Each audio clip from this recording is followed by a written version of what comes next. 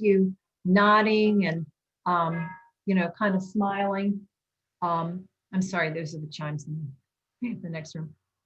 Why do you think they chose those?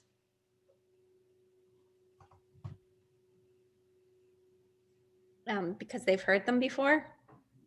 Right, because they've heard them before. They're the most common misconceptions out there. Okay, they're common misconceptions. Anybody else? Someone in the chat said the stereotypes are often seen in the mainstream media. Okay. Peter says, I think because they are the most dehumanizing is why they're used. Okay. And we have, these are in the news a lot, current events. It was 6 misconceptions they wanted to address. And these are the prominent misconceptions, are some other comments. They're also promoted for political purposes, was an idea. And what people know about the natives, they learned from TV or media. I thought it was very telling, as young as they were, when they said, why would we take government, if we're getting rich off the casinos, we wouldn't need government handouts. I thought that was rather interesting to hear that from them. And I thought, what a good commentary about that. So thank you for sharing. And I'll give you a second to read this quote. Cultural proficiency is a way of being that allows individuals and organizations to interact effectively with people who differ from them. So we're going to talk tonight about being culturally proficient. And some of you may have heard this before, you might have heard this term. And I'm not going to go into a whole lot of that about where the degrees are on cultural proficiency, but it helps people to understand and interact with each other. So tonight we are going to recognize some diversity. And I thought this was rather interesting. There are over 600 Native American tribes in the United States, and 573 of those tribes are considered to be sovereign nations, meaning they have treaties with the US. Now teaching, and I understand that a couple of you are getting ready to teach some lessons, think critically about the perspectives and representations. And I'm going to give you some do's and don'ts, just some ideas and some suggestions. Do present Native people as appropriate role models with whom the children can identify. So show them people in modern contexts, people that are senators, people that are doctors, people that they can see, not the perceived Native American that they think about from television shows. Look for books and materials that are written by Native people. Read them to your students. Okay. Find them books that are written by Native authors. Incorporate oral histories and storytelling into your lesson. And challenge your students to think about the way history changes depending upon whose perspective is being told. If possible, invite Native community members to the classroom to talk about their tribe.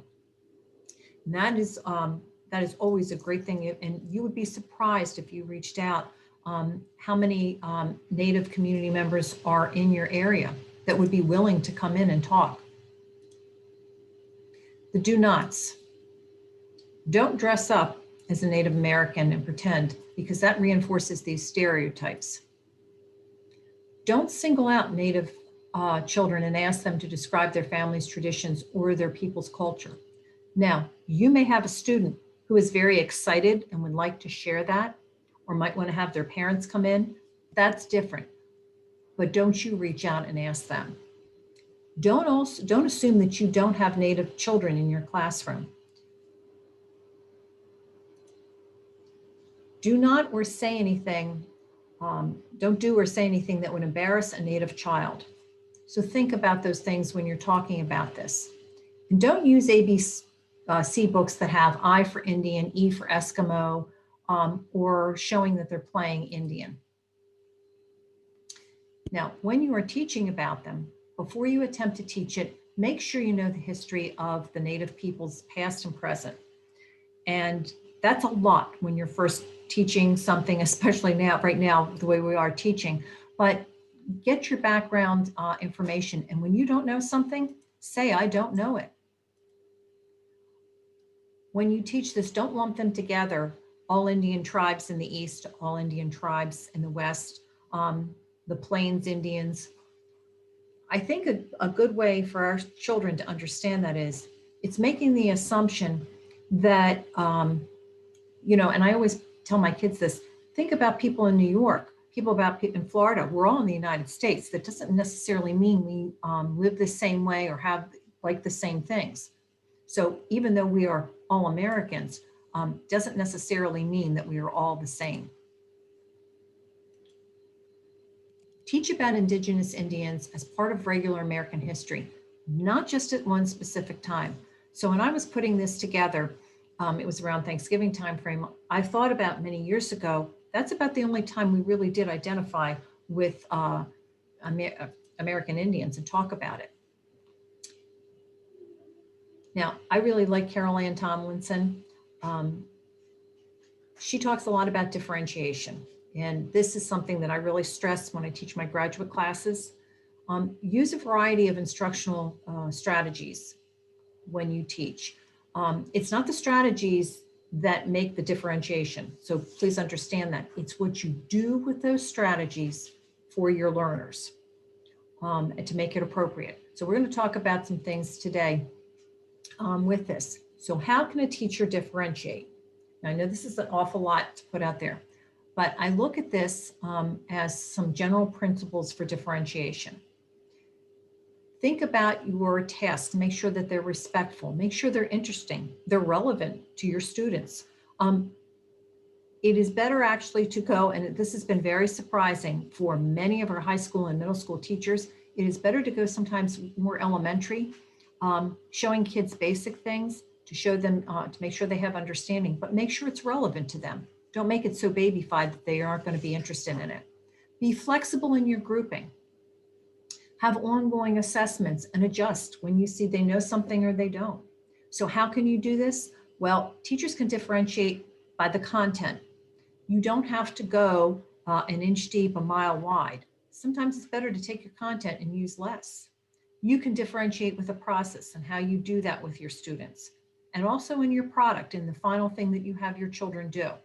So doesn't necessarily mean, and this is a little bit more difficult now that we are online, but not necessarily impossible. The products I used to have my students do is they would do skits. Well, you still can find ways that students can do that. I had my students do a flip grid, which is they made a video of themselves. They did an infomercial. So you can be a little bit more creative with those things. Our readiness, our interest, and the learning profiles with our students and what they know. These are ways that you can differentiate. When you take a look at your content, make sure you really look at your material and what you are looking at and what you're bringing to your classroom. Have high expectations for your students. Make sure you connect to prior knowledge. Make sure they have that basis so that you can build on it. And remember to use multiple perspectives. That's why I like to use different books, magazines, look for videos.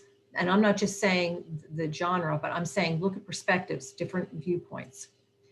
In process, use choices to incorporate multiple intelligence.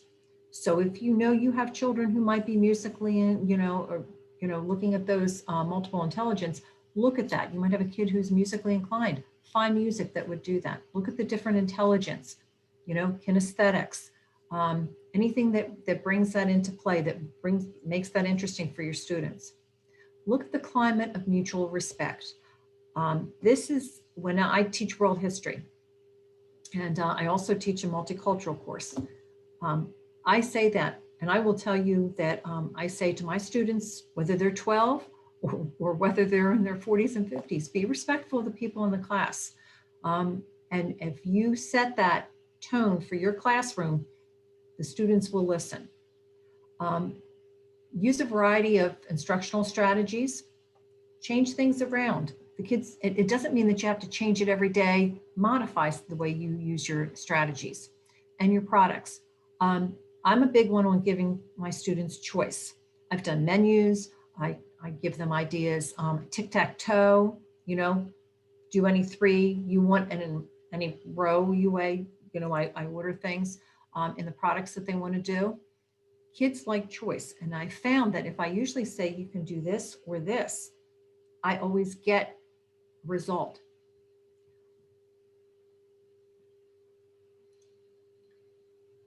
Okay, so how would it be possible to vary instruction based on any of these factors?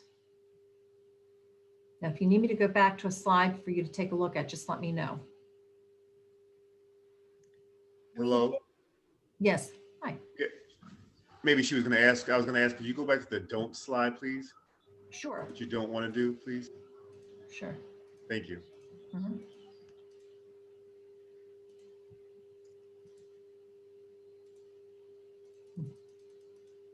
Okay.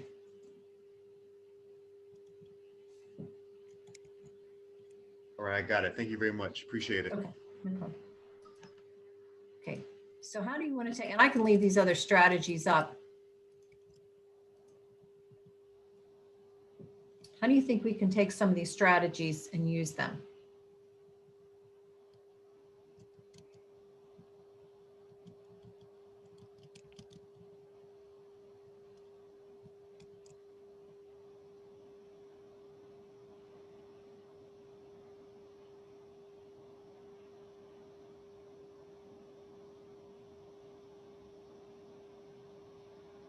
I think one way that you could do this is by talking, maybe you're talking about a event that they maybe know a lot about and adding some primary sources from the Native American perspective. We, a lot of times in class, I'm really good at having primary sources, but I'm not really good at having primary sources from lots of different perspectives. So adding in some Native American primary sources throughout the year. Okay, thank you very much. We also had a comment that said allow for choice so students can investigate issues they see as important for further learning with a diversity perspective, with a diversity of perspectives. Absolutely, thank you, that was great. I teach third grade in Massachusetts, and we have recently incorporated Native studies back into our curriculum, which is fantastic. But one of the things that we're fortunate, we have the Pequot Museum right in Connecticut, and they actually offer virtual field trips. So that is something that with the third graders, to get them interested as an activator, I might first do a web with them to find out what they know, activating prior knowledge. Then we'll do a field trip to the Pequot Museum, and then they come back with questions. And I'll do a 3-2-1 with them. And then I can pick up on the things that they really had misconceptions about, and then the things that they really were interested in. And from that point, I can bring in my primary sources, secondary sources. And we also have a wonderful resource at UMass Boston. They have a wonderful Native Indigenous people program. So it's something that I've been fortunate enough to be in contact with, that I can bring information back to my students. Sounds like you have a lot of resources, and that's a wonderful idea. If you can find someplace that has virtual field trips, that's a great hook for the children's interest. And it leads into that they can find things that they would like to investigate and research. Very good. Thank you very much for sharing that. You're welcome. One of the things that's on your list is about offering multiple perspectives. I teach high school history in New Jersey, and something that's been really helpful for me is, and I think this started when I got the book, The Indigenous People's History of the United States, and started to follow the author on social media, and that led to following other Indigenous academics and thinkers and people that speak out, and just to get their point of view on a particular issue that's in the news has been really enlightening for me. Thank you very much. Oh, if I could, I meant to say this too. One of the people that I follow that has been the most helpful as far as planning lessons has been Rebecca Nagel, who also has a podcast that's really, I think it's NAGEL or LE. I can't remember which one, but I will check. Okay. And I that's a also, good, go ahead. Go ahead, there's Beth. a book, I think Reader's Digest actually produced it. It's called Through Native Eyes, and it has, or through Indian, yeah, I think it's Through Native Eyes, and it's basically a book of all the different regions, and it breaks down different tribal specific information with maps. And I've used that a lot as a supplement for information for kids.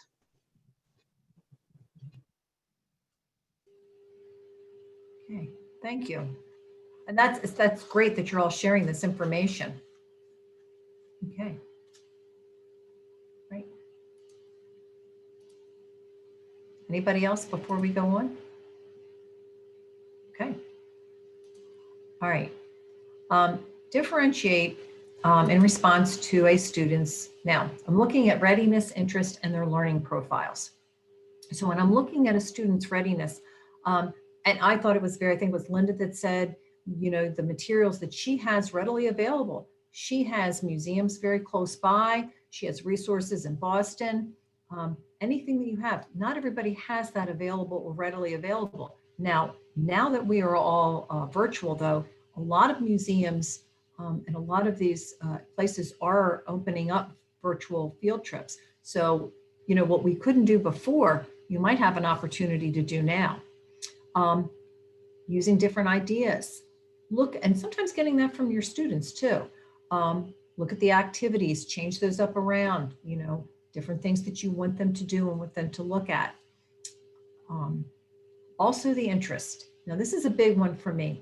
Build on a child's passion. If you have somebody who's very passionate about art, or somebody who's very passionate about music, or they have a certain interest in something, a certain topic, build on that. Sometimes it's good to have, and I mention this when I talk about in my education classes, I say that if you have a student who's so passionate, get them to teach part of it, because the truth of it is you learn more by teaching other people than you do by sitting or listening or whatever, viewing something. So, and get a student to do that. And it's good for the other children to hear somebody who's so passionate about something to teach. Find age appropriate interests also. And I will tell you that the National History Day is a good one for primary sources for that also. Learning profiles. This is find your students' learning style. I would give my students every year in the fall in a normal school year a learning profile. This year I did a very small one with them, but I wanted to learn their styles, so I knew how to teach them. Find out some of the things about your students so you understand them. And teaching virtually, I have to tell you, I see a screen of little letters each day, so sometimes it's a little bit more challenging. Let's not forget our cooperative learning groups and their breakout rooms, visual activities, increased wait time. Now, I will tell you, it's very interesting. One of the things that I have recently read and I heard on a podcast was that teachers are so in a hurry, we're hurrying through our lessons more and more that we're virtual, that we don't stop to look because you really don't see the people in the classroom. You don't see your student thinking and processing. So I make an effort. I sit here and I count with my fingers, 10, 9, 8. So I wait for a child to process. Have your questions more open-ended. It is, again, a little bit more challenging, when we're online, but we can do it. And give alternative assessments. Give them options, because you will find that a lot of our students, and this is before the lecture and reading, but truly some of our kids need to find different ways to show us. which is why I try to do things like the flip grid, making infomercials, artwork. Today I did something with them that they had to use math, applied math to social studies, which was very telling about a lot of my guys who weren't particularly happy to do that. Okay, we're going to take a look at micro differentiation and macro differentiation. So when you take a look at the micro, you're going to adjust your questions depending on your student. Okay, you're going to talk with your students.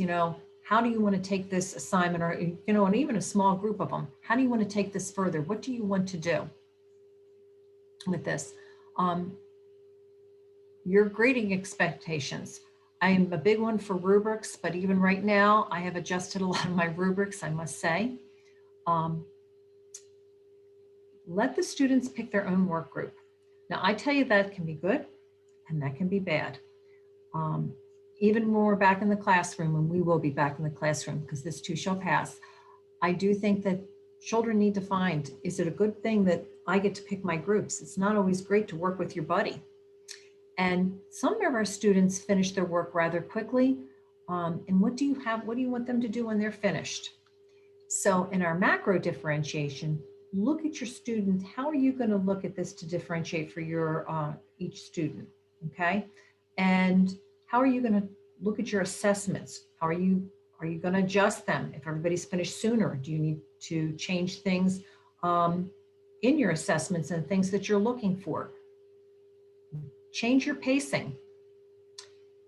Now, obviously, we're not going to be moving furniture right when you're virtual teaching, but when we're back in the classroom, what are we going to do? How do we flexible group when we're online? Well, breakout rooms are a big way to do that. And mentoring.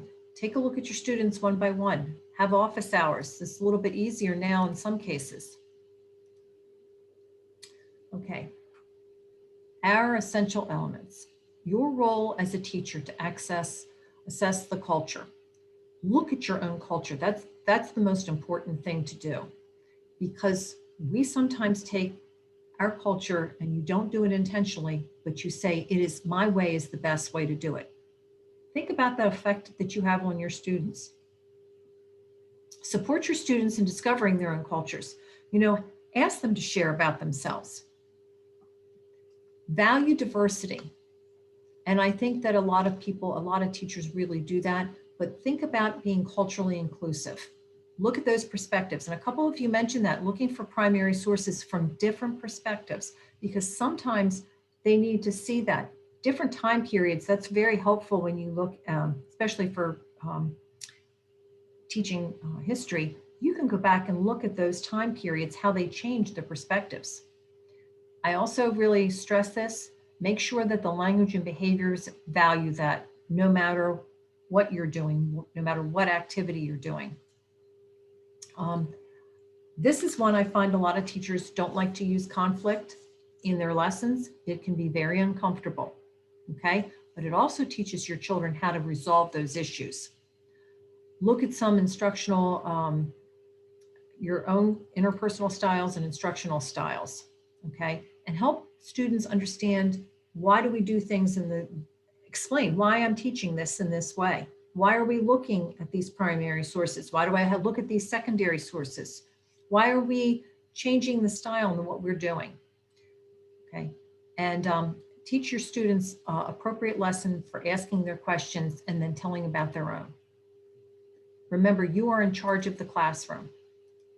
So, tiered activities.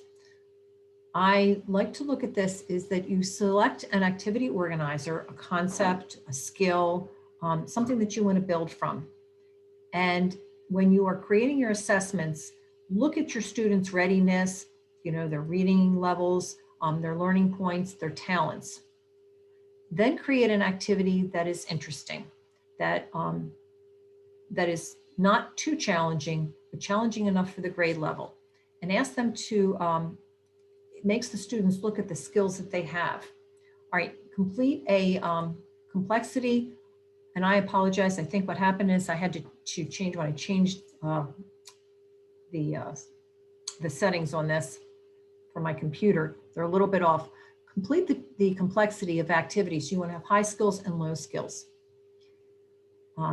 You want your students, depending on the students that you have in your class, to have options that they can pick from.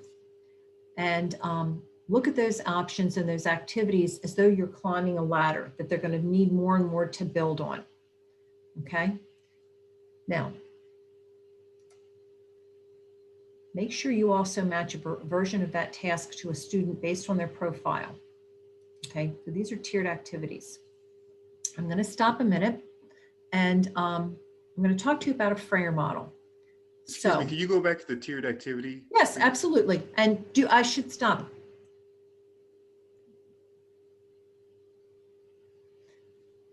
Have any of you used any of these tiered activities or?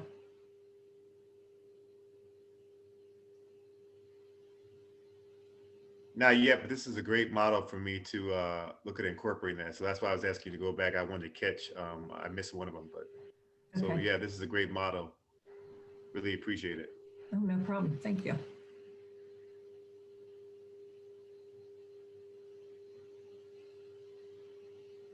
I'm good to go if you want to go on. I got it. Thank Okay. you. Mhm. All right, this is the frayer model.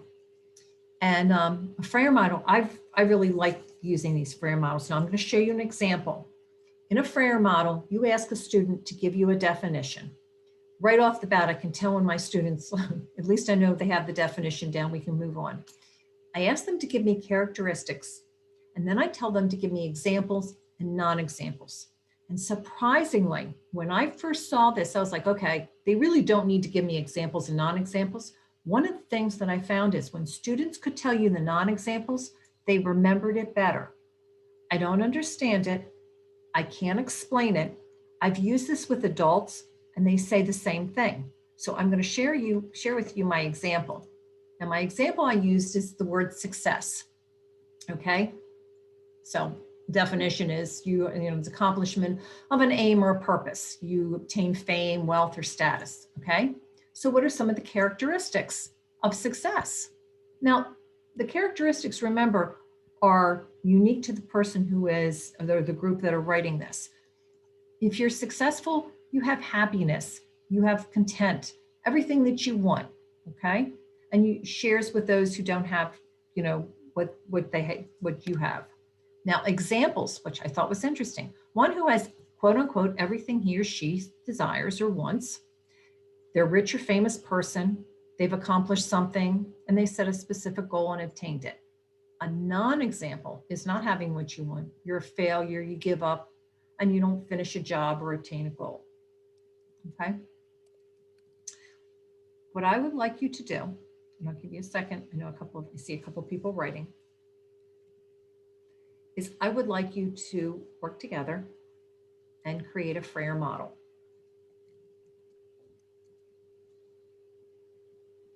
Okay?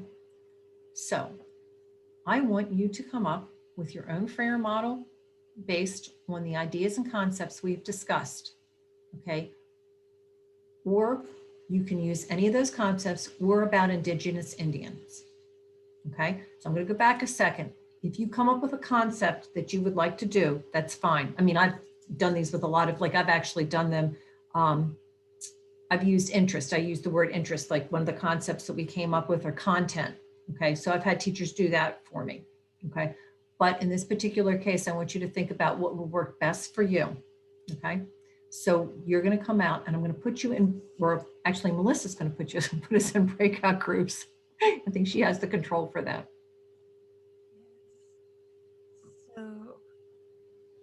So I think what we have 61 people.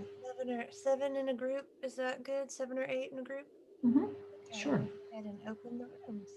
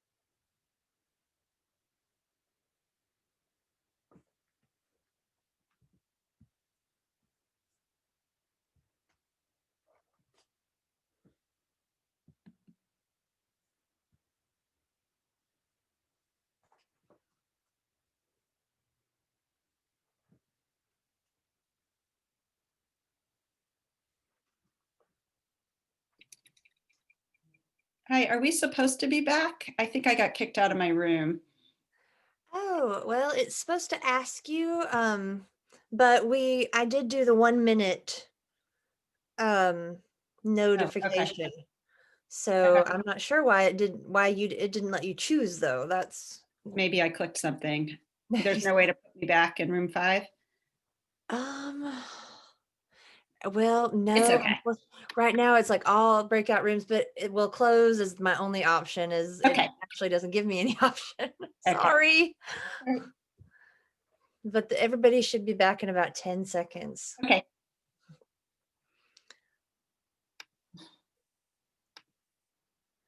Yeah.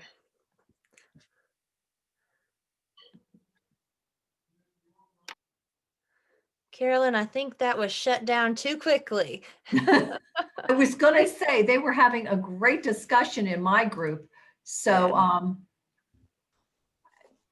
I would like some feedback. Did anybody want to share about their group or what they had to say?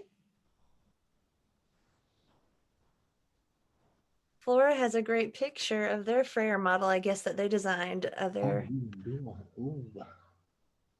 Yes, we came up with a real quick one.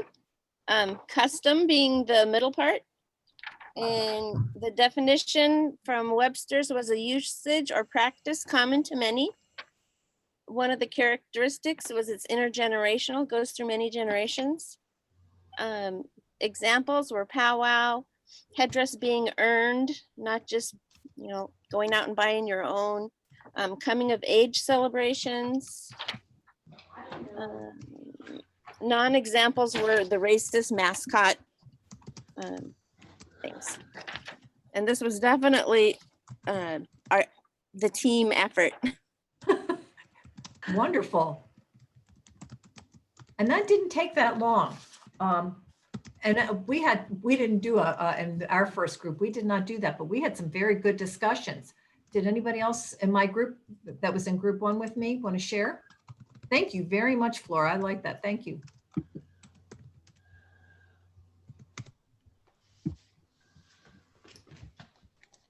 In group 1, we kind of took the big idea of Native American identity. So we talked about how we need to investigate the diversity therein.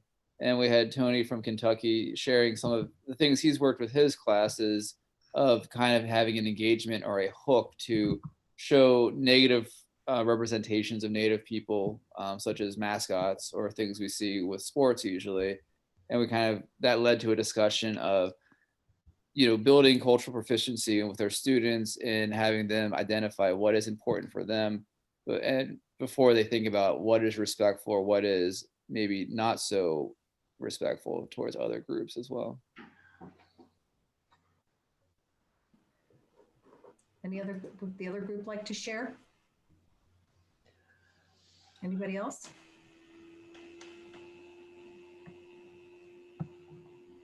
I'll put from Mike with that. Mike, when Mike was in my group, that last connection he shared about, I can't remember the gist of it. What it really did was it reminded me of an article by a woman named Emily Stahl. She's also the co-founder of Seeking Educational Equity and Diversity. It's a national organization called SEED. Her and Peggy McIntosh have done a lot of work together. Peggy McIntosh is the author of Unpacking the Invisible Knapsack, which talks about white privilege. And Emily Stahl wrote an article, it's more like an essay called Curriculum as Windows and Mirrors, that you have to have windows for your students, right? And then you also have to have mirrors for your students as well, which really I feel was a great way of capturing what we were talking about in our group. So I just wanted to share that about that article and the author Emily Stahl. Thank you. Thank you very much. Theo, did you want to share something? Actually, I had a question. Sure. And it was brought up in the group about what do we use? So what's the appropriate name? Do we use Indian, or do we say Native American, or what's appropriate, and what grade level, if there is an appropriation, what grade level do we, is it appropriate to use Indians from, well, I teach 5 or 6. Is it appropriate to use, say, Indians, or do we use Native Americans, or do we say American Indian? So that was brought up, and I just, that kind of puzzled me, because I was just saying Native Americans. So, I did some research, and like I talked to my students, things like that change over time. For a while, they wanted to be called Indigenous peoples, and then Native peoples, and call us by our tribal name or our nation name. And what seems to be the most accepted right now is American Indian, because the argument for Native American is that anybody can come from anywhere, be born in this country, and you're a Native American because you're native to this country. Whereas American Indian shows that you are an American and you're Indian, and the term Indian is widely accepted by most nations as, okay, they called us Indians, we're Indians. And the most accepted term right now is American Indian. okay. Hope that helped. And Mark put in the chat, he said American Indian is most popular, and Tony's right. And I liked his description of that, but wherever possible, be very tribally specific. So if you are talking about a certain tribe, mention them by name. But Theo, I was going to say, if you're teaching 5 and 6 year olds, if you start at that early age, 5th grade and 6th grade. oh, I'm sorry, 5th and 6th grade, right. The sooner that they hear that, the easier it is for them to remember that. Okay, so I have to condition myself to not say Native American, but American Indian. And I will tell you, I just finished a unit teaching about India, and they refer to themselves as Indians. Okay. And in India, they find that they're like, we are Indian. So American Indian, it's very interesting. I have a couple friends that say that, and they said, when we refer to ourselves because we're from India, we're Indians. When you refer to yourselves, you're Americans because you're from America. Right. So I thought, oh, that's interesting to take that perspective. And Carolyn, someone in our group mentioned, this is a great geography lesson, because one of my 7-year-olds was arguing with me that Columbus didn't discover the Americas. He never made it here. But I think it's a great geography lesson, because he thought he was heading to India, ended up, in that area just outside of the Americas, and, call the people Indians. So I think it was, Theo was in my group, and we brought up that discussion, because I have a close friend, last name is Eagle, and he said, we want to be known as American Indian. So that was a good discussion in our group on what to use and what term. okay, thank you very much. And Flora, thank you very much for your comment. All right. Yes, be very specific about it. Okay. All right. Thank you, everyone, very much. And see the discussions just from doing this, it gets the children thinking about certain things. And the frayer model is so easy to do that you can literally put it on your screen. It's great in a classroom, small groups. So wonderful teaching strategy. I call it one of my easy ones in the back pocket, my back pocket. All right. Anybody else? Yes. Leilani? Is it? Okay. Oh, Leilani. Okay, good. Yes. You made a great comment. Would you like to talk about your quote that you posted? Oh, just there's a Cherokee scholar, Thomas King. He's an author, and he said, there's never been a good collective noun because there's never been one collective to begin with. And I just think it's really important to remember that people's desire to want to find the perfect term is itself problematic, because we're talking about many nations, like Tony said. So being nation specific is important. But for example, our family, we don't refer to ourselves as Indian, but I would never correct an elder who calls himself Indian. You know, some people like to be called Native American, some people. So I think it's important to remember who you're talking with and let people self-identify for whatever reason. Thank you. And that is an awesome quote. Thank you very much for putting that in the chat.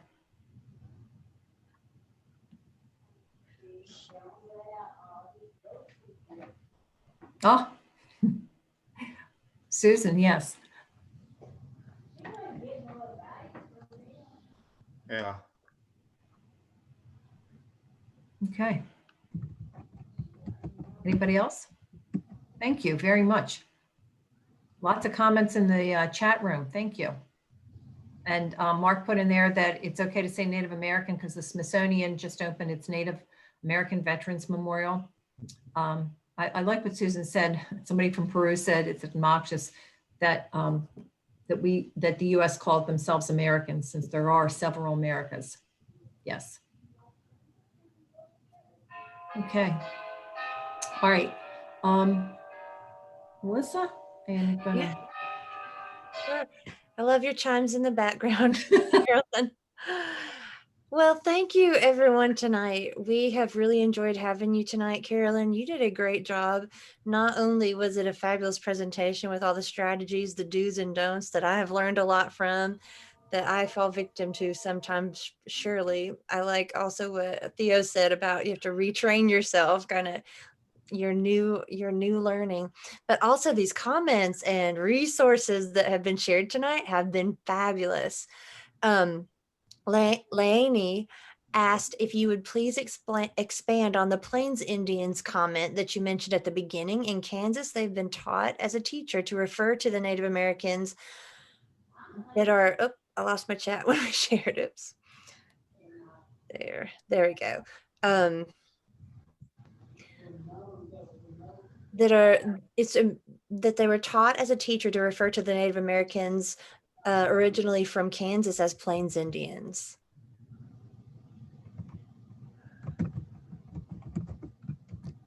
Carolyn, I think you may be muted accidentally when we switched. Sorry about that. I'm not sure. All right. Okay. You mean when, instead of talking about the specific tribe that they're from, is that what she's asking?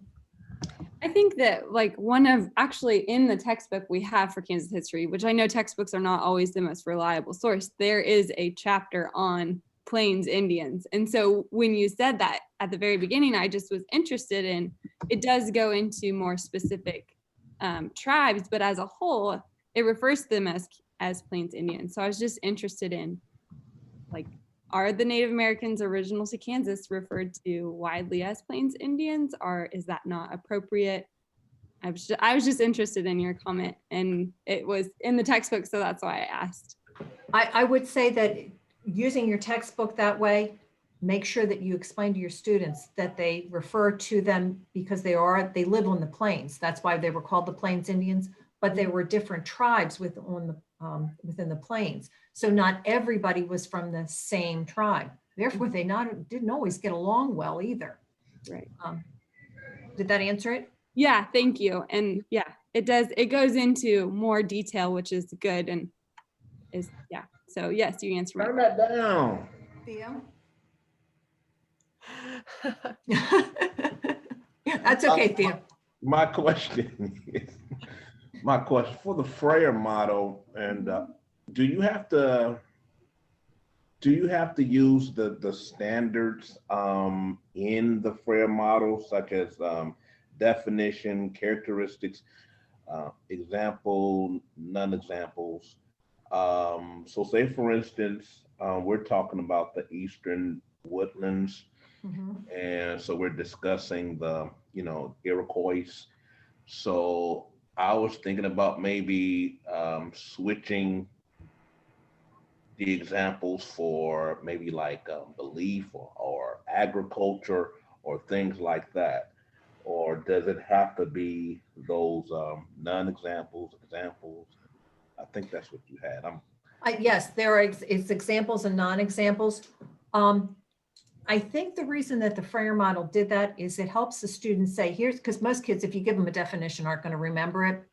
But once they start pulling the characteristics And then you do the examples. Okay, this is an example of, and I think you said the Eastern Indians, is that, or the Iroquois, is that what you were talking? Yeah, Eastern Woodlands. Eastern Woodlands, I'm sorry, Eastern Woodlands. You would list the characteristics of, or examples of something that they may have done. You can incorporate their beliefs in there under Okay. the examples and things. So you might say examples / beliefs that they have, and then it carries on.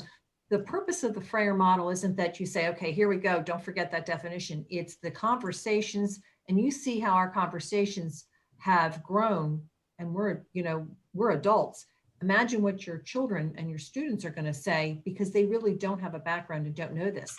It's meant to start the conversation, but you can add beliefs there. I like when they do the examples and non-examples. Like I said, I think it's because all of a sudden they say, wait a minute, I've always thought this, that's not a good example. And you can have discussions, because sometimes they'll put things under the examples and you say, well, why would you put something there like that? Okay. Okay. 'Cause I was thinking that, the learning target is I can identify these features in Native American civilizations. So that's why I had asked that. Mhm. So, and some of the features are government, agricultural practices, products, and et cetera, et cetera. Okay. Yeah, it's a good, and this isn't set in stone, use it the way that you can with your students. I find it a very good strategy. It's what I call a simple takeaway strategy. Understood. Okay. Okay.